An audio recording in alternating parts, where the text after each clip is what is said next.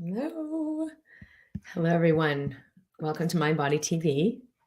I am Kim Duramo.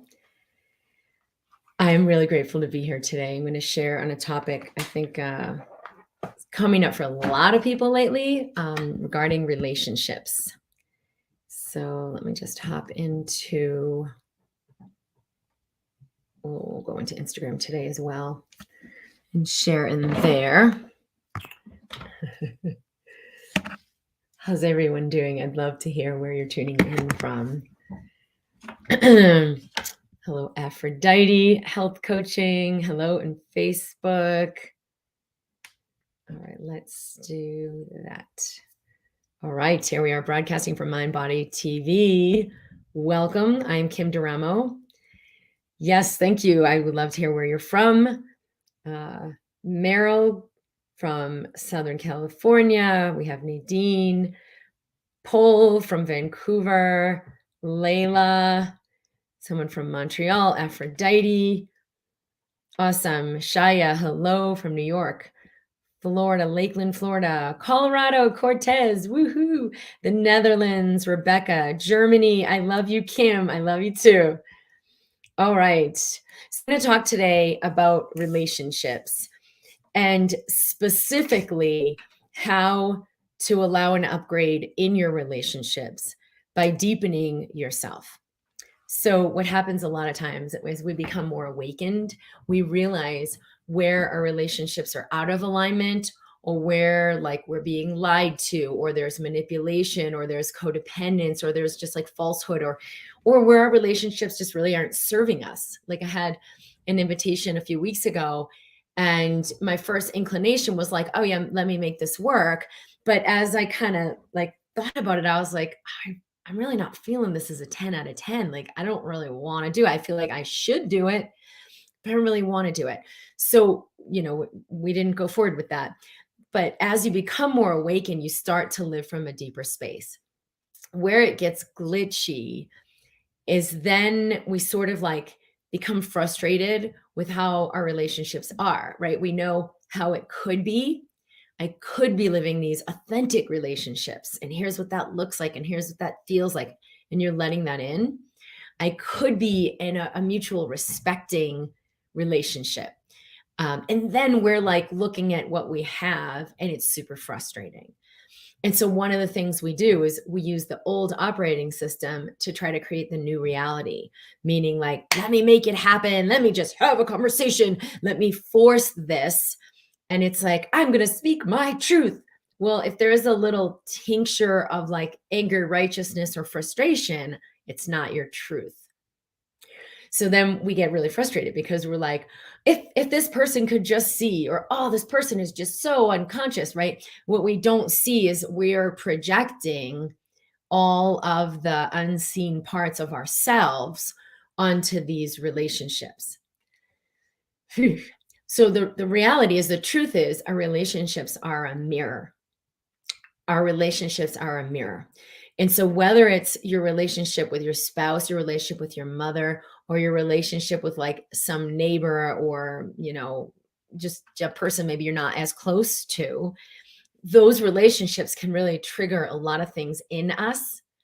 And when we see the relationship as outside of us, we do the, using the old paradigm to create the new reality, we go after it. Let me try to get them to understand. How do I make them change? Oh, if only they would read this book, right? We're trying to make that person change. But when we actually deepen, we look in the mirror and we see, whoa, who am I being that's creating that? Or who was I being that created that? Who could I be in this moment that could create it differently? And so it's not that we don't want change and we don't get change.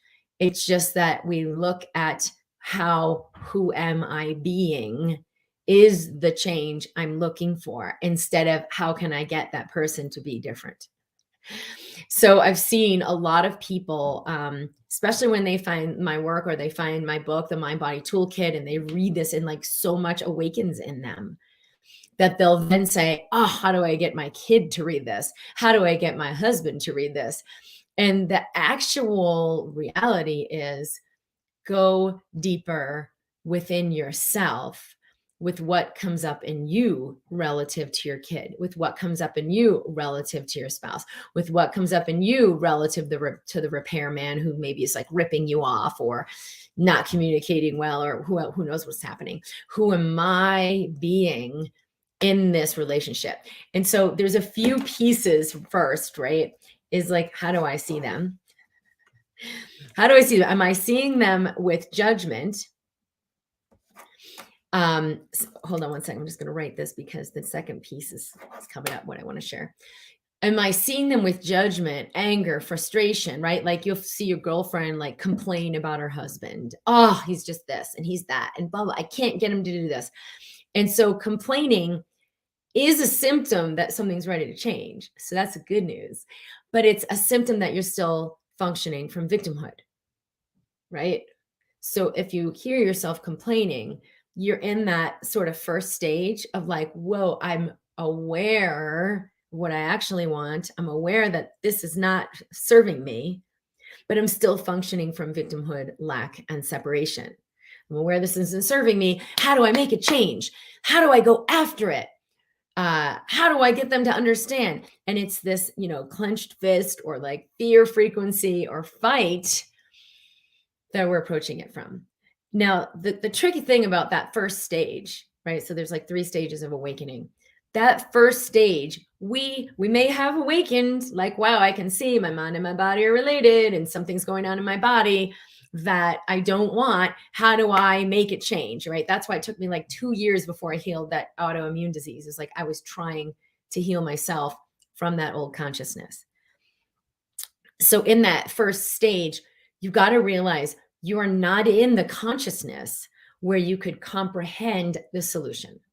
Because the solution may be, and I just got off the phone with a private client, and this is like one of the main things that was coming up. So it's like, wow, this was so perfect. When we're in that frequency, we're still in fear, we're still in fight, we're still seeing things in separation, we're still in victim. Why is this happening to me? We aren't in a space where we can conceive and receive the solution. So how do we handle that? So one of the things I always have people do is like soften your body. Breathe more deeply and slowly. And if that's all you do, that will get you so much. But one of the layers that comes with that is, I'm softening and breathing. I still don't have clarity. I'm softening and breathing. I still don't hear the guidance. So if I'm softening and breathing to soften and breathe, it will actually create an amazing opening. If I'm softening and breathing to try to survive the lack, limitation, separation consciousness I'm in, it won't. Right? And that will look like, I'm doing EFT tapping, it's not working. I'm softening and breathing, I'm still not hearing anything. Or, oh, I'm trying to do the thing, it's not, they're not listening to me. You always have to go back to, because stage 1, right? If we have 3 stages of awakening, stage 1 is like the most uncomfortable because we're aware, like, oh, everything is a reflection of me somehow, but then we make ourselves wrong. Or we're aware, I could have loving relationships that are life-giving and respectful and intimate and connected, and I don't have it. So there's this like kind of like a tension in that equation. So we've got to be willing. Will I be willing to be in this tension?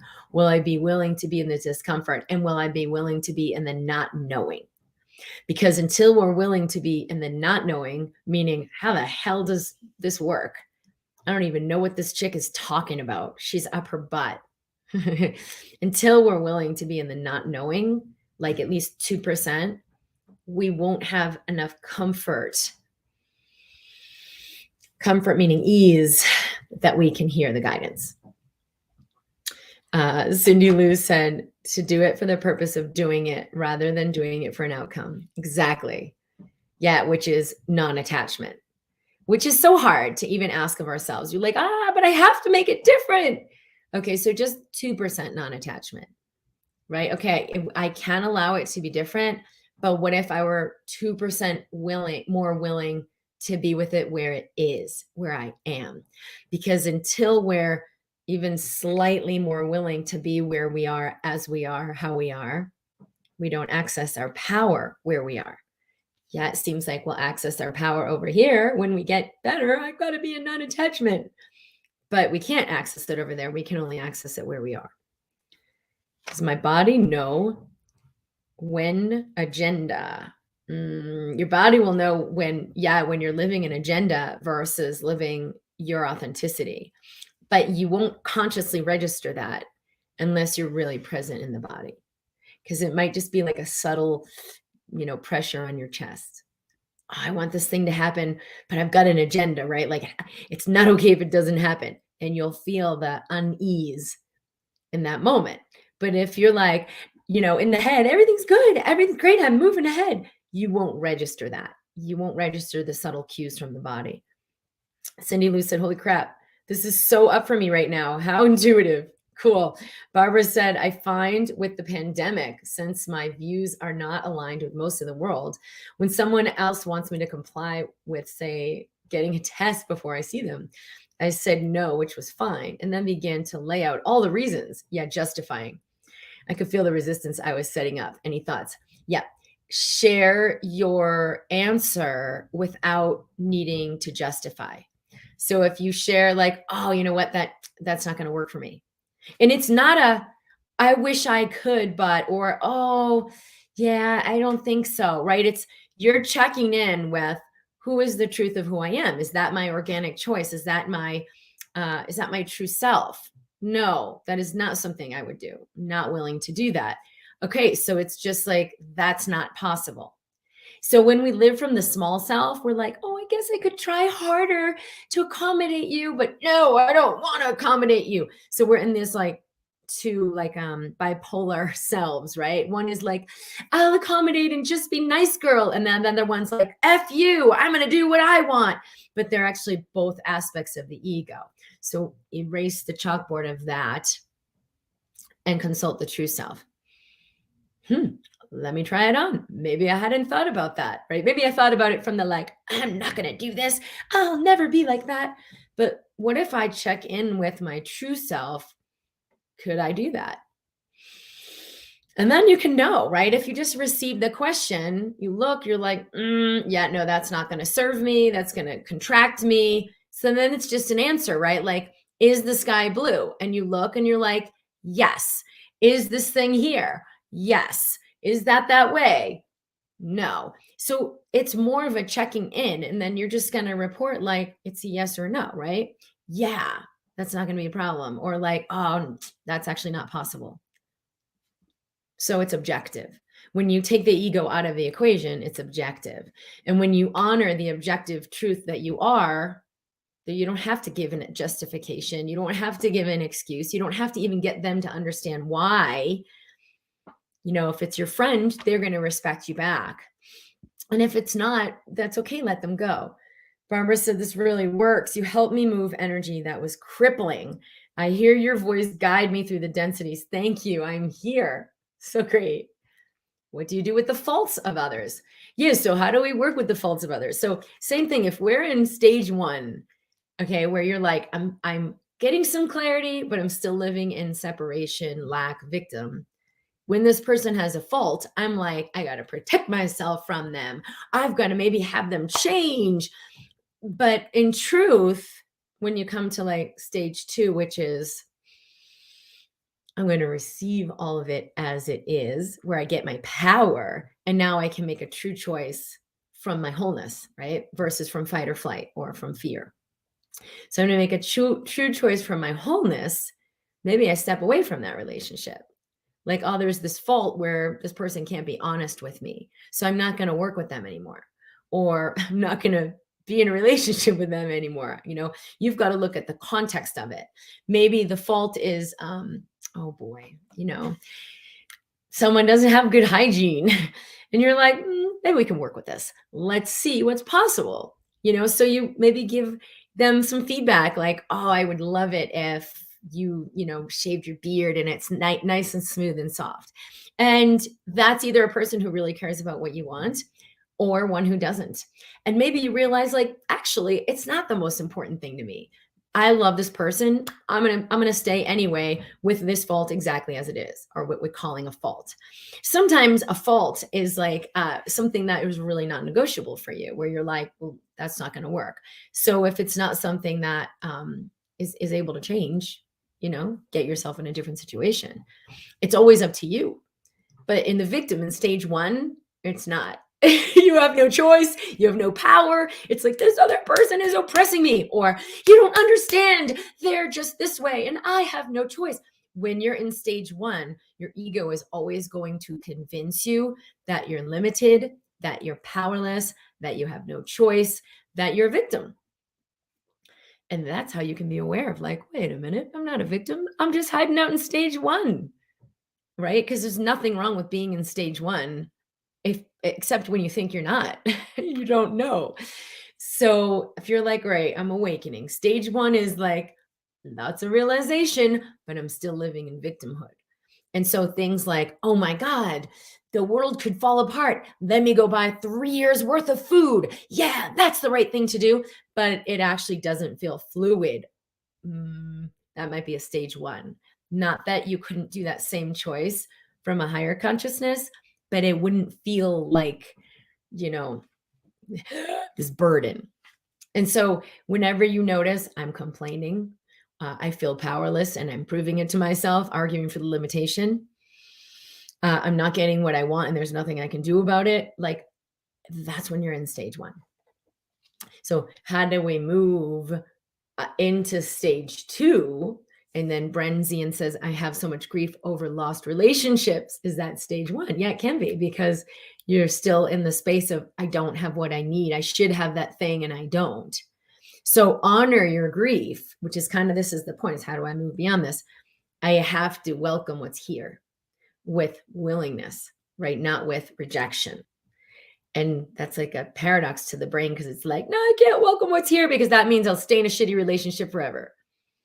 But it's not true. If I welcome what's here, I actually take back my power, because what I'm welcoming is also my fear, my defense mechanism that says, I've got to fight against this. I've got to stand up for myself.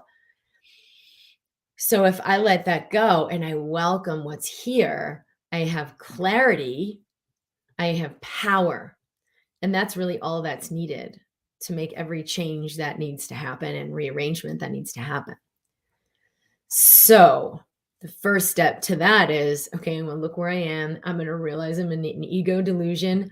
It's okay to be in an ego delusion, right? All I did was stop fighting against it. That's all I did. But that takes all the power out of it. And so now the dragon that I'm fighting against dissolves. I've got to first realize it. I've got to first buy out of my own victimhood. And so what if what you lost in those relationships isn't actually lost? Like, maybe you lost that's the person with you, or this thing you did together. But what is it you really miss about that is like the joy or the commonalities, or the, oh, I'm so gotten. We have this person and we really get each other. Or maybe there were common goals and visions, common values. And you felt like, oh, I have someone I'm so aligned with. Whatever it was, like, write down all those things that were in those relationships that that person isn't here anymore. And then look, why was this thing so important? Like, oh, every Tuesday night we'd go to that person's house and they would cook me dinner. Okay, what was it I loved about that? What was it that like really lit me up? Oh, being taken care of. Oh, someone gets my, my favorite food and like really cares about what is important to me. So put all those things down. Like, those are the true values. And you want to put down, like, what are those? Because those are all things that are in store for you. And grief is the indication of where it's not true. You can't actually lose. Just things change energy and transform. So what if all of those things that are the true heart's desires came to you in the container of a relationship that maybe is the whole picture?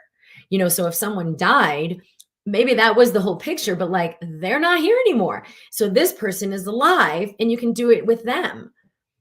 But I know for me, like, all of the relationships that I grieved, something better came in.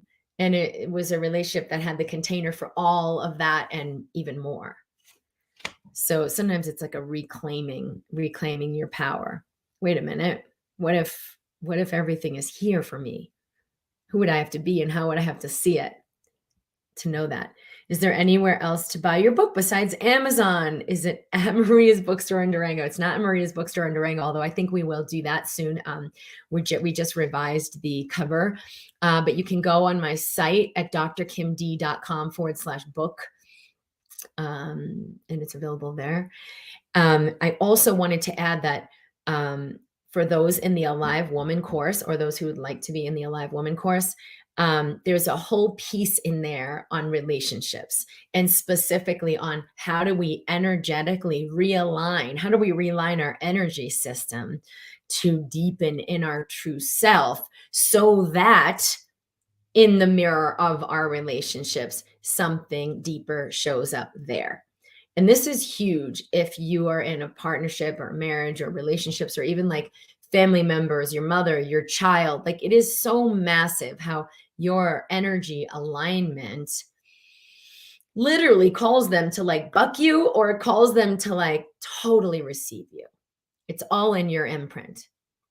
And for those of you who want to be in the Alive Woman course, my husband, Mario, who's my amazing divine partner, has agreed to do kind of a bonus call for the women in the course, to get his perspective on this, because, here's a guy who is in a relationship with a very, there's like a lot of power in my system.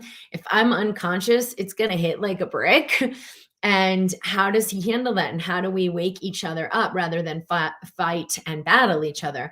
And how do we stand for each other's greatness? Like, whoa, I know this is not you. Where are you? And call each other out, which is very much what happens in our relationship. And it's been really helpful for like women who've come to my Live Woman retreat, because he's come to some of them in the past. He would share things about how to be in their body, so that in relationship with their husband or their partner, something very different could show up.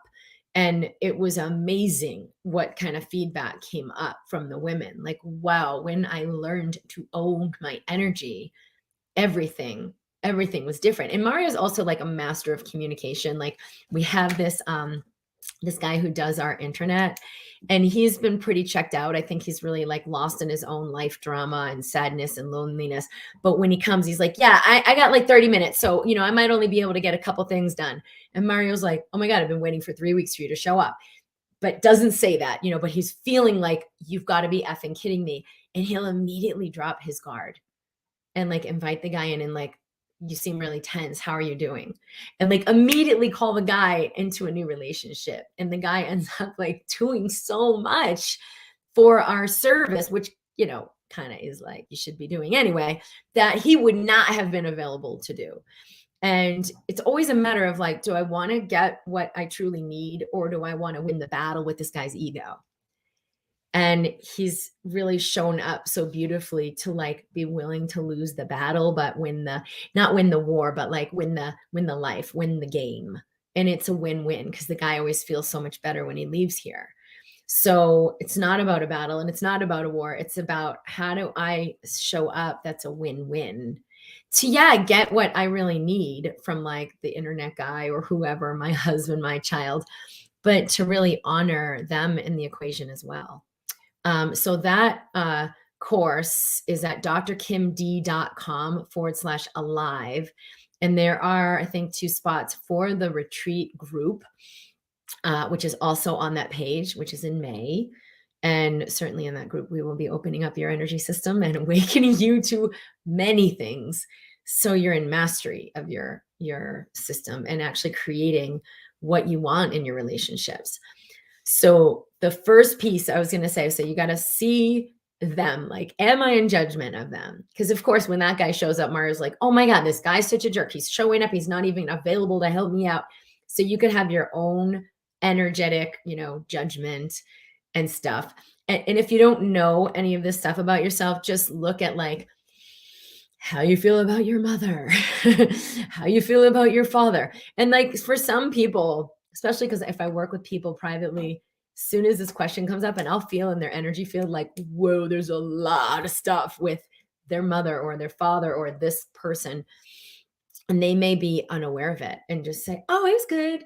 She's great. She's super sweet. I had a great upbringing." But when we actually delve into the body, it has a totally different story. Like, no, I was not okay with a lot of things that happened. So sometimes we got to go a little deeper to become aware of, like, oh, I'm carrying so much. No wonder that person shows up to me as a freaking tyrant. Like, what am I carrying that's going to keep them? Because you're usually going to be the most conscious one in those relationships. And like, it's going to keep them in the pattern that you're subconsciously putting them in. So when you look at this, you got to clear that first. Like, if I want my husband to show up and he's just like, "Oh, you're awesome, Kim. What can I do for you? Oh, I'm going to really open and show you who I really am and be authentic with you."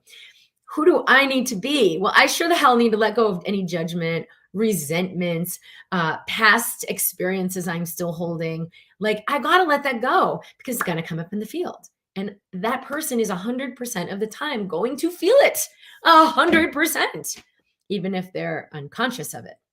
So they're more reacting and responding to your unconscious, like, judgments, resentments, assumptions than they are to what you're asking them to be or what you're saying you want.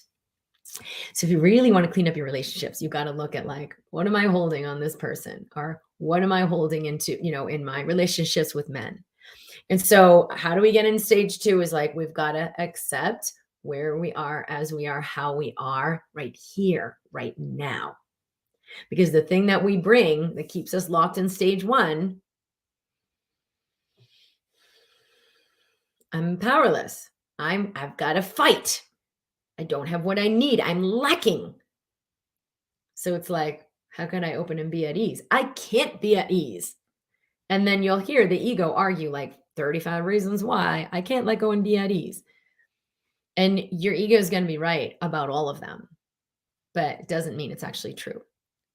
So what if you allow, and all you're going to allow is receptivity? Soften your body. The thing that keeps people from doing this is you're not immediately going to feel better. You're not immediately going to have the insight. Sometimes you got to do it for like 3 days. Do it anyway. Because when you're willing to soften and open unconditionally, infinite insight and guidance can come in. But when you're softening and opening, so I feel better, you're not, it's still closure. I'm softening and opening, now he better be nice to me. I'm softening and opening, when's my life going to change? I'm still in an agenda. I'm still in attachment. I'm actually still in closure. So your energetic system can't be fooled.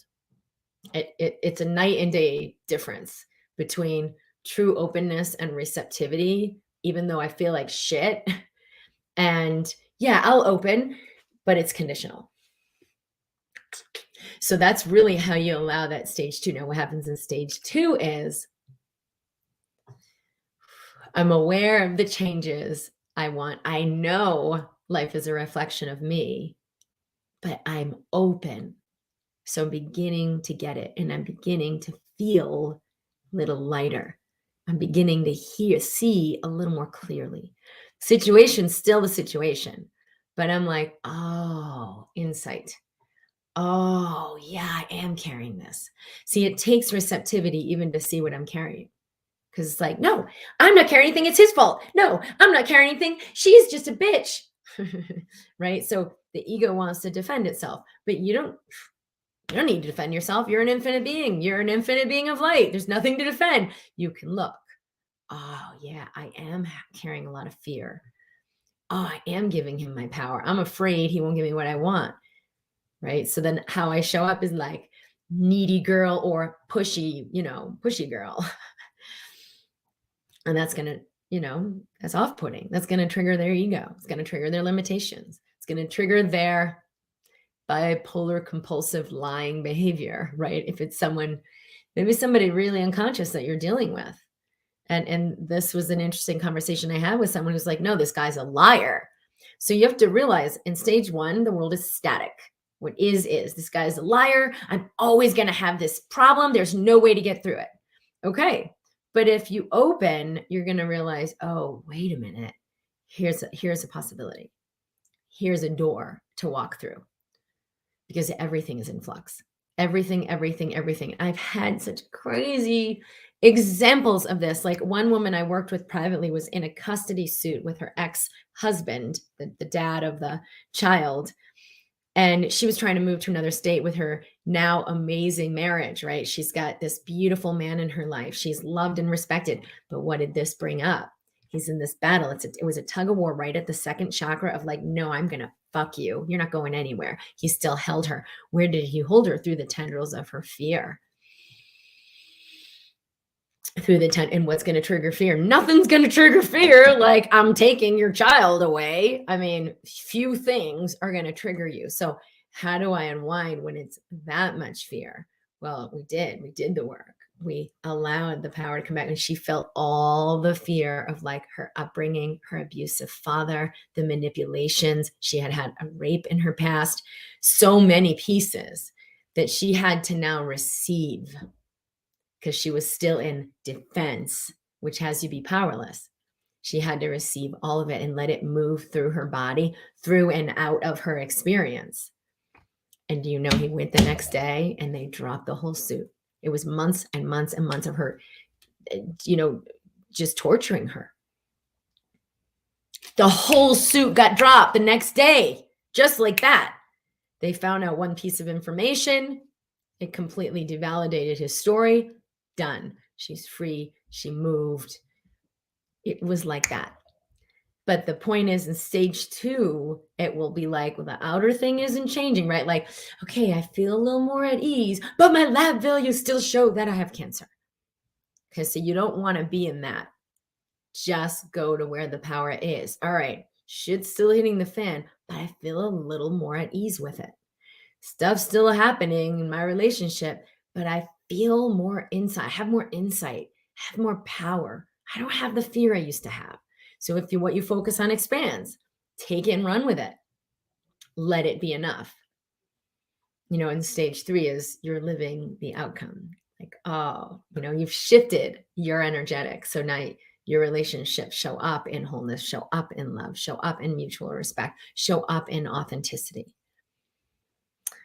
What do I do when myself and my husband have lost ourselves in the relationship? Well, you're aware enough to see you've lost yourself. So you're not totally lost. So and this happened to me the other day. I was trying to put a project together and it was like, oh, I'm not clear. And I called my friend Maggie and was like, I just really want to feel clear. And she's like, well, you can't have what you're not, but are you clear? Are you aware that you're unclear? I'm like, oh my God, I'm so aware. She's like, well, so you're clear enough. You do have clarity. You have the clarity to know that you're not clear enough to have this project. So just be in, because if you're aware that you're aware, she's like way better than just being totally asleep. And it ignited something really powerful in me, because I realized like, oh, I'm not in clarity, and it's okay to be not in clarity, because I'm aware I'm not in my clarity. So that awareness in and of itself is clarity. You can only expand what you do have. And so now, that was like yesterday. I'm not ready to go visit the project and put the logistics of it together, but I feel so okay with that. I feel at peace, right? So it'll come together when it comes together. It's fine. But what I do know is that I'm clear this is not the 10 seconds to do that. And so in this 10 seconds, I'm going to do something else. So it's the same thing, like, oh, hey, do you know we both lost ourselves in this relationship? How do you feel about that? Or maybe you have different words for it to, explain it, because maybe he doesn't see it. And you're like, wow, I used to really have a sense of self. And now I'm kind of like just what everybody else wants me to be, but I don't really feel myself in here. Can we talk about that? Can we look at this? What would it take for us to each reconnect in our core so we can show up for each other from a solid place? How about if my husband is driving me nuts? It's my fault. So you're first going to take the fault out of it, because if you're making it wrong, that's like I said in that stage 1, you're bringing the energy that you're trying to change. So the first thing to look at is, what is arising in me, right? Like he does this and I'm like, this is driving me crazy. What is coming up in me? Because until I'm ready to receive it, I can't change it. I can't leave it. I can't go into acceptance. When I'm in resistance, right? What you resist persists. So it's like, oh, when he does this thing, what do I feel? What happens for me? What do I experience that I don't want to experience? And until I'm open to having the experience, I can't make a change to not have the experience. Right? Because I'll be like, why do you keep doing that thing? You should just stop. But what you resist persists, right? So if I'm like, all right, I don't like it when I have this kind of experience, but let me just 2% be more willing to be where I am. So that 2% less resistance. Now I'm in a whole different consciousness. I'm less attached. I'm less resistant. I'm less in contraction and more in receptivity. Now I can look and I can have a conversation with that person like, hey, you think we could change this? Because I don't like it. Which is night and day from, stop doing that. It's driving me crazy, right? Option 2, leave some space for the other person to be open and look, oh yeah, that must be pretty annoying. I'm totally going to stop that. Versus in the second example, what are you talking about? You're not perfect either. Like, who knows what they're going to say, but it's going to be a reaction. You've got to clear something in you first.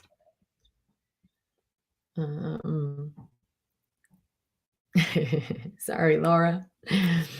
Paola, I have this partner, really old paradigm, doesn't nurture my soul, but so kind. I don't know what to do. Plus, he provides the money. I feel so conflicted. You've got to get in your own clarity, right? Because you're not in your clarity yet. Clarity is, wow, this really isn't working for me. Even though A, B, and C are there, D, E, and F are equally important and essential. And I'm going to stand for having the whole enchilada, right? That's clarity. Where you are is like A, B, and C in there are there. That's good. You know, D, E, and F are not. Am I okay with that? Can I work with that? I don't know. Maybe not. You have to get, like, am I willing to be in a relationship that doesn't nurture my soul? Ponder it, right? Get curious. You may get some clarity about, like, actually, the reason my soul isn't nurtured is because I'm in my own defensiveness and I got a shield right over my solar plexus and I'm not even showing up to this relationship in a way that he could really nurture my soul. I'm in my protection. He can't even feel my soul. So you got to look what's actually happening versus what my mind thinks is happening. Barbara, I feel a team of energy working on me, many angels of energy. I know nothing of this. Every time I check in and sit with myself, I'm feeling like as my body heals these last few days, the bubbles in my plastic are being popped like bubble wrap. There's a lot of air. This is really happening. That's awesome. Lori, how do we let go of the armor that no longer serves us, but we think we'll die if we don't let it go? I want to breathe and eat.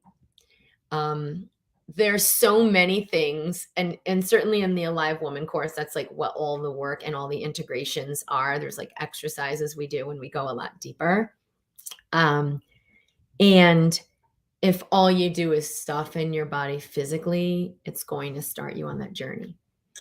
It's going to start you on that journey because soon as you soften your body physically, you begin to feel things that the armor is protecting you from feeling. Because maybe at 3, you weren't capable of like having that experience, but now maybe at 33, you totally are. You just haven't let it in. So willingness is the most important part. Yeah, Yalen, I realized I pushed my husband away because unconsciously I've been comparing him to my abusive father, but my husband is not like that at all. Yeah, I know, it's so crazy. It's so crazy. I've had that before too. Like certain triggers come up and then you're in a projection. You're not even seeing that person. You're seeing, your fear. Diane, I find it hard not to focus on the lack of love, close relationship, satisfying friendship, connection, and sense of belonging. Any suggestions? Yeah. What you focus on expands. And so sometimes you've got to neutralize that by just letting it in, right? Like, wow, I'm so sad. I feel so lonely, and just love the one who's lonely and nurture her and tell her, I love you. It's okay to feel what you feel. Right now, that part of you isn't so, I need your attention, right? It just needs love. But now that it's not like needing so much of your attention, it's a yes, and yes, I love this part of me that feels so lonely and sad. And I choose to move into something more fulfilling. I choose to move into wholeness in my life. So sometimes we just have to really meet our pain. What if making that type of decision, putting together a project, is time sensitive? I know, it's fucking crazy. The mind makes it be important. That's the thing that's freaking crazy. The mind makes it be important. And I have never, ever, ever had a situation ever that was actually real. Right? Meaning, like, if I softened into it and was like, nope, it's not the right time, be anxious for nothing. This 10 seconds is calling me into something else. That it didn't like get canceled or get moved or get taken care of for me. I just never had that happen. But I will tell you that the looming time thing will keep you from surrendering. It will keep you in the tension like nobody's business. So you have to let go of like, okay, because the reality is, maybe by surrendering, I do meet the time frame. Like, let's say 10 minutes from now, I've got to have an answer about blah, blah, blah. And I'm like, I don't know. And in this 10 seconds, it's like, just let go. In this 10 seconds, I'm not even going to go there. I'm just going to like let it go and do a breathing exercise. Well, wouldn't that bring the clarity so that when 9 minutes and 59 seconds is up, like, boom, there's a light bulb that goes on. That I've had that happen as well. I mean, it's just all the time, you guys. Like when I do a group call for embracing health, sometimes there's a theme that comes in and I'll be aware of that theme. Sometimes I'm not, but as soon as the thing clicks on and we're in Zoom, it's there because I'm not waiting for it. I'm like, it's there when I need it. So I'm just like completely at ease and completely receptive. It's there. So I don't even get nervous if 2 minutes before the call, I'm like, I still don't know the theme. It's zero.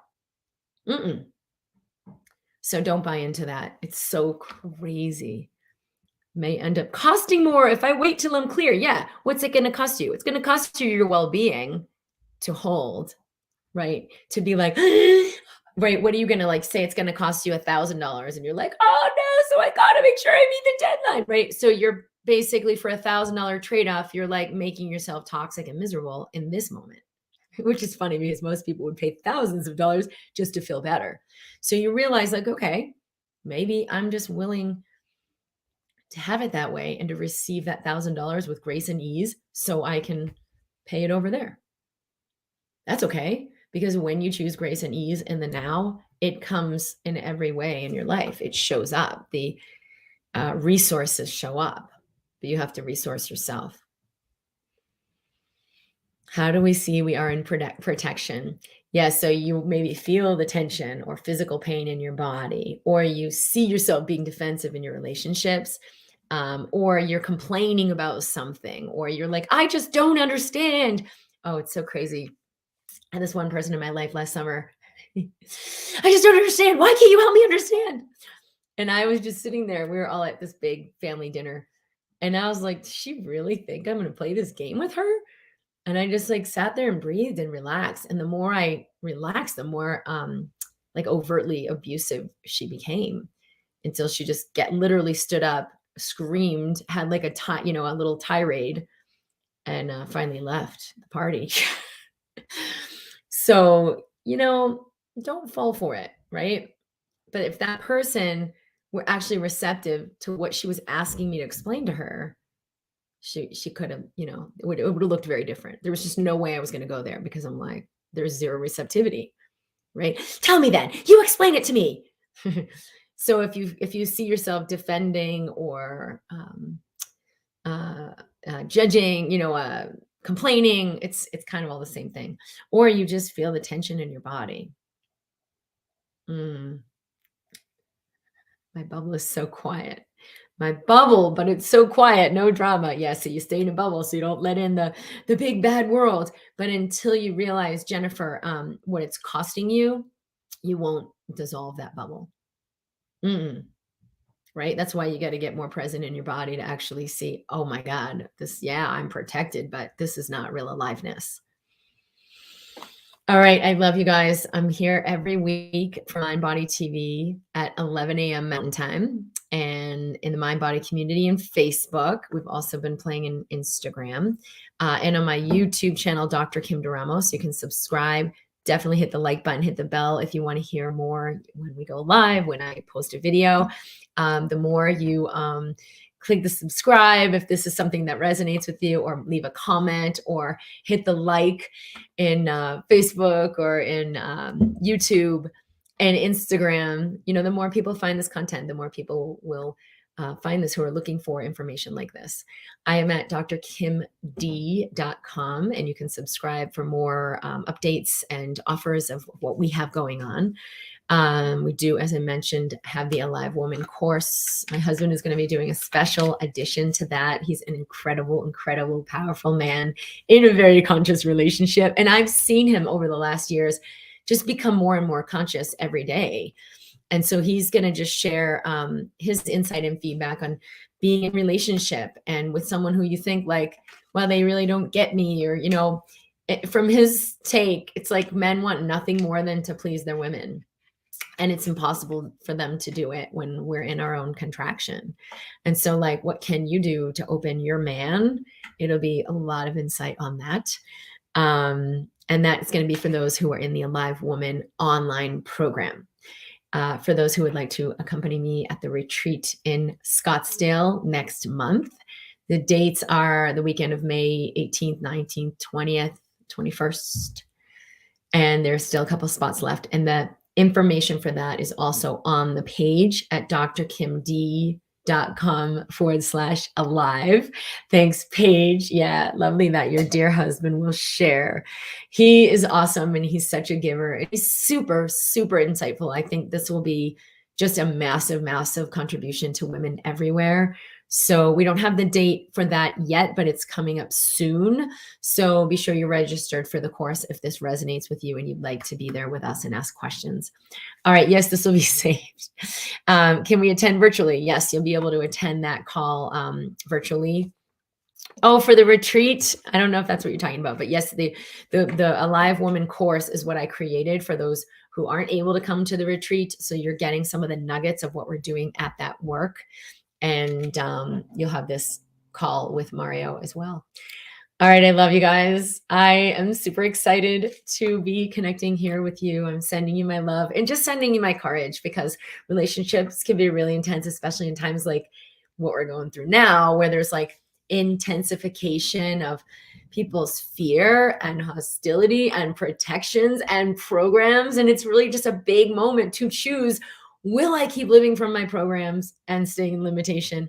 Or will I begin to live from my heart and open to truth and abundance and love and nurturance and health and wealth? It's all here. So I think everything that's coming up is also a blessing, because it's really having people see that choice and having people feel the pain of not making that choice, so that we can begin to choose to live more in wholeness and more in connection and collaboration. Thank you for being here. I love you, and I'll see you soon.